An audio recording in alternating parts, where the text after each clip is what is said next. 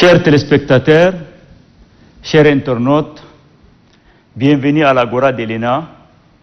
Aujourd'hui, nous allons nous entretenir de la zone de libre-échange continentale africaine. Dans un premier temps, nous allons parler que signifie zone de libre-échange continentale. Mais avant cela, je voulais vous dire que c'est la zone de libre-échange continentale africaine, en abrégé la ZLECAf, est un projet de l'Union africaine. D'abord, c'est un des projets phares de l'Union africaine de l'agenda 2063. Pourquoi la zone de libre-échange continentale africaine? Un ensemble de 55 pays de l'Union africaine qui ont décidé de supprimer l'essentiel de leurs droits de douane pour développer leurs échanges. Vous savez, c'est très important de se retrouver ensemble pour traiter de cette question. À Kigali, vous avez tous souvenance que cet accord a été signé par les 54 pays, où nous avons 28 États de l'Union africaine qui l'ont ratifié. L'entrée en vigueur est intervenue le 31 mai. Donc c'est pour vous dire que la zone de libre-échange continentale est opérationnelle.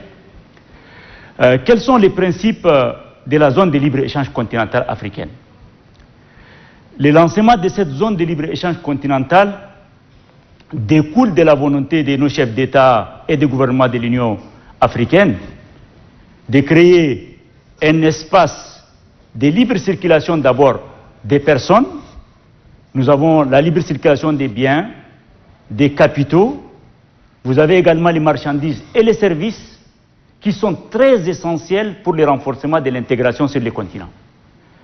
Donc par rapport à cela, il y a des objectifs bien précis de la zone de libre-échange. Qu'est-ce que nous voulons à travers cette zone de libre-échange continentale? Nous allons créer un espace unique, c'est-à-dire un marché, où toutes les marchandises et les services, et également aussi les personnes, puissent circuler. Nous avons aussi, à travers cette action, facilité la libre circulation des personnes, afin d'approfondir l'intégration du continent africain. Bien sûr, intégration économique et au-delà de cela.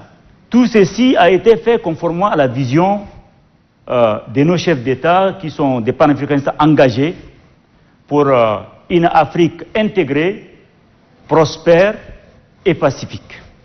Nous avons, à travers cette zone de libre-échange, créé un marché qui est libéral, c'est-à-dire les marchandises doivent circuler, les services, mais bien sûr à travers un cycle successif de négociations.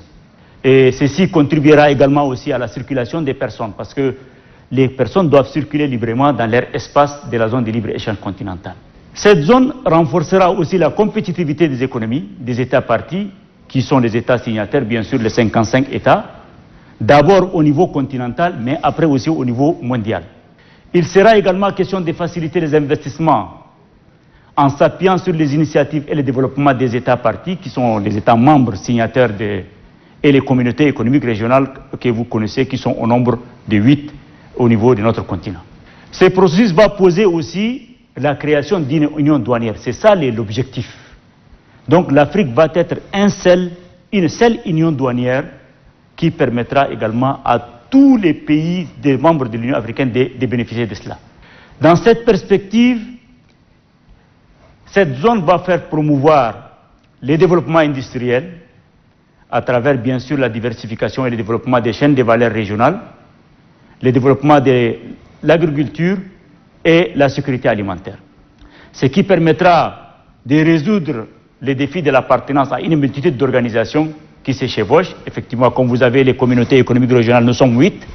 Et ceci permettra également d'accélérer les processus de l'intégration régionale et continentale. Régionale d'abord, au niveau des communautés, et après ça va être maintenant au niveau des 55 pays de l'Union africaine, et c'est ici qui permettra également de s'ouvrir vers le reste du monde.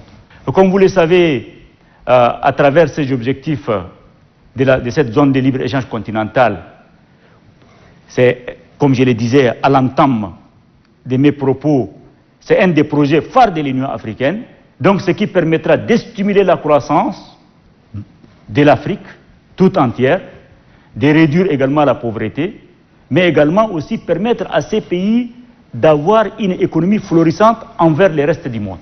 Donc je voudrais inviter tous les compatriotes et surtout tous les Africains membres de l'Union africaine de s'engager vers l'évolution à cette zone de libre-échange parce que elle est un outil précieux qui permet de concrétiser les potentiels de nos économies, parce que les économies africaines, comme vous le savez, c'est des économies aujourd'hui dotées de 1,2 milliard de consommateurs. 1,2 milliard de consommateurs, c'est un grand marché. Donc en 2025, nous serions par exemple 2,5 milliards. Donc ce qui permettra de concrétiser un grand potentiel de cette zone de libre-échange, mais également aussi au regard de ce que vous voyez par rapport aux conséquences de ces pandémies, mais également aussi au sous-développement que nous avons et surtout la pauvreté que nous avons, donc d'essayer de réduire la pauvreté et faire face à tous ces défis de l'heure.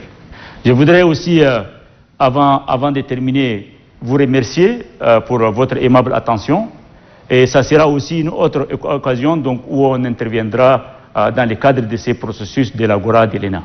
Je vous remercie.